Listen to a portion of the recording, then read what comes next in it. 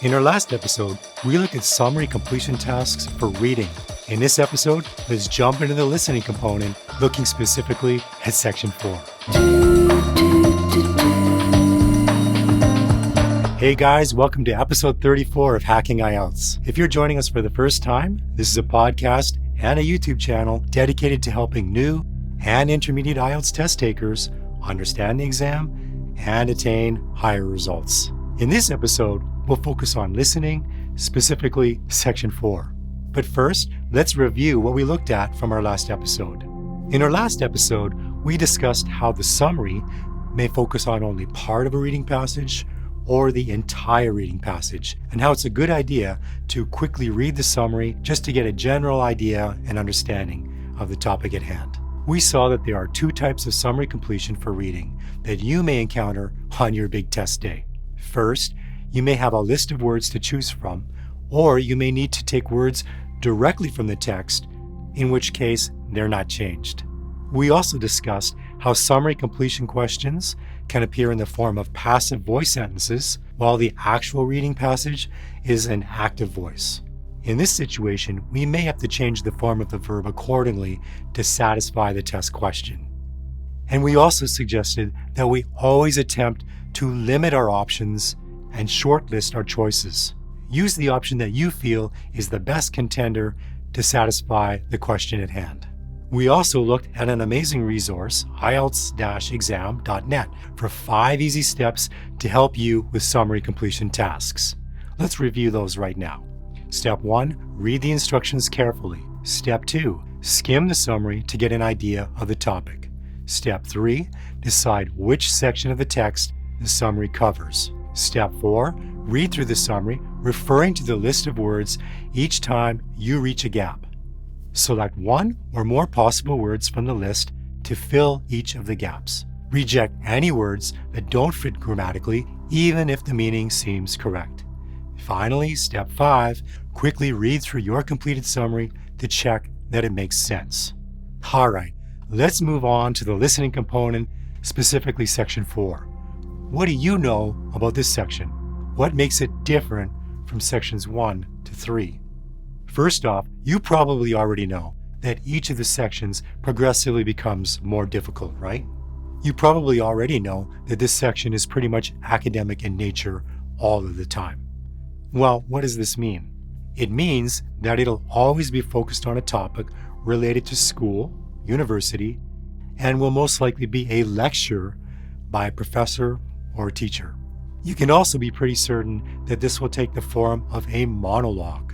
What does this term mean, monologue? This is simply an audio clip in where there is one primary speaker. You may have heard of a gentleman named Shakespeare. His plays were filled with monologues that even now have lines we still refer to be or not to be, that is the question, or all that glitters is not gold.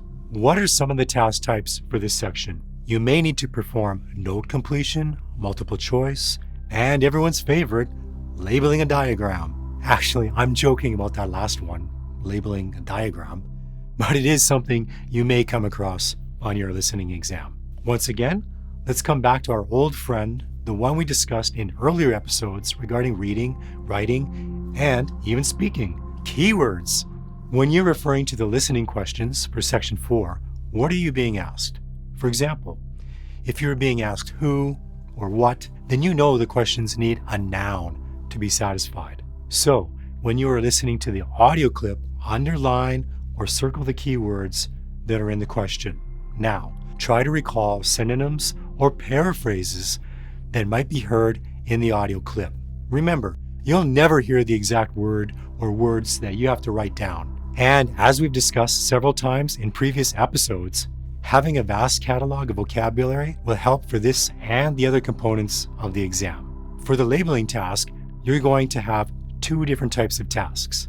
Do you have any idea what these could be? The first one is everyone's favorite. Well, not really. And that is matching. Here, we're simply going to match aspects that we have on the provided diagram to words that appear on a provided list. In contrast, we also have label completion questions in which we will need to fill a gap with a particular label And this could be up to 3 words, but probably no more than this. Okay, what should we do for these particular tasks?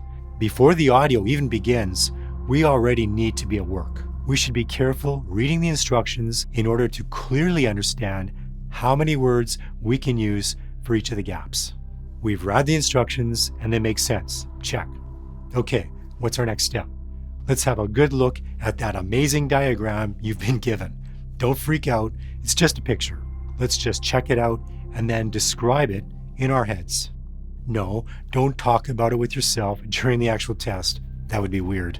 But you could practice listening tests at home and describe the diagrams out loud. Okay, what's next? Well, we need to identify something. What were those things we kept talking about over and over in other episodes?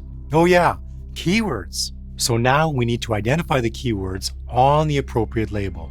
And at this point, we should really do our best to come up with synonyms that we might hear when the audio clips begin so that we can predict the answer. Synonyms, a word or phrase that means exactly or nearly the same thing as another word or phrase. And while you're listening to section 4, why not try this little trick? Try to point to each part of the diagram as you hear it being discussed in the incredibly fascinating dialogue. Then, when you hear a keyword or one of the synonyms, wait for the answer.